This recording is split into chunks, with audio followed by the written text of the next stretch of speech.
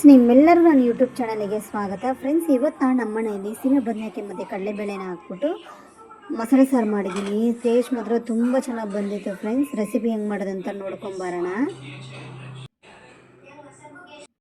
ನೋಡಿ, ಒಂದು 1/4 kg ಅಷ್ಟು ನಾನು ಕಡಲೆಬೇಳೆ ತೊಗೊಂಡಿದ್ದೀನಿ. ಇವಾಗ ಇದನ್ನು ನಾನು ಕುಕ್ಕರಲ್ಲಿ ಹಾಕ್ಕೊಂಡಿದ್ದೀನಿ. ರುಚಿ ತಕ್ಕಷ್ಟು ಉಪ್ಪು ಹಾಕ್ಕೊಂಡು 2 ವಿಸಿಲ್ ಬರ್ಸ್ಕೊಳ್ಳೋಣ. 2 ವಿಸಿಲ್ ಬಂದಮೇಲೆ ಮತ್ತೆ ನಾನು ಸೀಮೆ ಬದನೆಕಾಯಿ ಹಾಕಿ ಮತ್ತೆ 2 ವಿಸಿಲ್ ಬರ್ಸ್ಕೊಳ್ತಾ ಇದ್ದೀನಿ.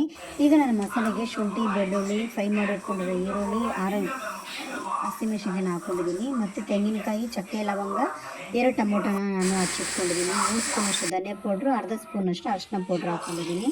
ಈ ಮಸಾಲೆಲ್ಲ ನಾವು ಚೆನ್ನಾಗಿ ಪೇಸ್ಟ್ ಮಾಡ್ಕೊಳ್ಳೋಣ. ಈಗ ಸಾಸಿವೆ, ಕರಿಬೇವು ಸೊಪ್ಪು ಹಾಕ್ಕೊಂಡು ರುಚಿಯಾದ ಮಸಾಲೆಯನ್ನು ಹಾಕ್ಕೊಳ್ತಿದ್ದೀನಿ. ಮಸಾಲೆನ ನಾವು ಇದೇ ರೀತಿ ಒಂದು 5 ನಿಮಿಷ ಚೆನ್ನಾಗಿ ಫ್ರೈ ಮಾಡ್ಕೊಳ್ಳೋಣ. ನೋಡಿ, ಈ ಥರ ಈರುಳ್ಳಿ ನಾವು ಚೆನ್ನಾಗಿ ಫ್ರೈ ಮಾಡಿ ಹಾಕ್ಕೊಂಡಿರೋದ್ರಿಂದ ಹಸಿ ವಾಸನೆ ಏನಷ್ಟು ಬರೋದಿಲ್ಲ.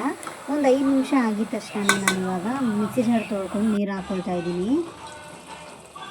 ನಮ್ಮ ಸಾರು ಅದಕ್ಕೆ ಎಷ್ಟು ಬೇಕು ಅಷ್ಟು ನೀರು ಹಾಕ್ಕೊತಿದ್ದೀನಿ. ಮತ್ತು ನಾನು ಬೇಯಿಸಿಟ್ಕೊಂಡಿರೋ ಕಡಲೆಬೇಳೆ ಮತ್ತು ಸೀಮೆ ಬದನೆಕಾಯಿನೂ ಹಾಕ್ಕೊಂಡು ಇವಾಗ ಒಂದು 10ರಿಂದ 15 ನಿಮಿಷ ಚೆನ್ನಾಗಿ ಕುದಿಸ್ಕೊಳ್ಳೋಣ. ರುಚಿ ತಕ್ಕಷ್ಟು ಉಪ್ಪನ್ನು ಹಾಕ್ಕೊಂಡಿದ್ದೀನಿ. ನೋಡಿ, ಎಷ್ಟು ಚೆನ್ನಾಗಿ ಬಂದಿದೆ. ವಾಸನೆ ಅಂದರೆ ಘಮ ಘಮ ಅಂತ ಬರ್ತಾಯಿದೆ. ಫ್ರೆಂಡ್ಸ್, ನಿಜವಾಗ್ಲೂ ಮುದ್ದೆಗೆ, ದೋಸೆಗೆ, ಇಡ್ಲಿಗೆ ತುಂಬ ಚೆನ್ನಾಗಿರುತ್ತೆ. ನೀವು ಒಂದ್ಸಲಿ ಮನೇಲಿ ಟ್ರೈ ಮಾಡಿ ನೋಡಿ. ನನ್ನ ರೆಸಿಪಿ ನಿಮ್ಗೆ ಇಷ್ಟ ಆಗಿದ್ದರೆ ಶೇರ್ ಮಾಡಿ, ಕಮೆಂಟ್ ಮಾಡಿ. ನನ್ನ ಯೂಟ್ಯೂಬ್ ಚಾನಲ್ನ ಸಬ್ಸ್ಕ್ರೈಬ್ ಮಾಡೋದನ್ನ ಮರಿಬೇಡಿ. ಮುದ್ದೆ ಮಾತ್ರ ನಿಜವಾಗ್ಲೂ ಸಾರು ತುಂಬ ಚೆನ್ನಾಗಿತ್ತು. ನಾವು ಇದರಲ್ಲಿ ಸೀಮೆ ಬದನೆಕಾಯಿ ಲೆಸ್ ಮಾಡಿ ಹೂಕೋಸು ಬೇಕಾದ್ರೆ ಹಾಕೊಬೋದು. ಸೂಪರಾಗಿರುತ್ತೆ ಸಾರು, ಮಸಾಲ ಸಾರು. ಇದೇ ಥರ ನಾವು ಚಿಕನ್ಗೆ ಹಾಕೊಂಡು ಮಸಾಲ ತುಂಬ ಚೆನ್ನಾಗಿರುತ್ತೆ. Thank you friends, bye bye.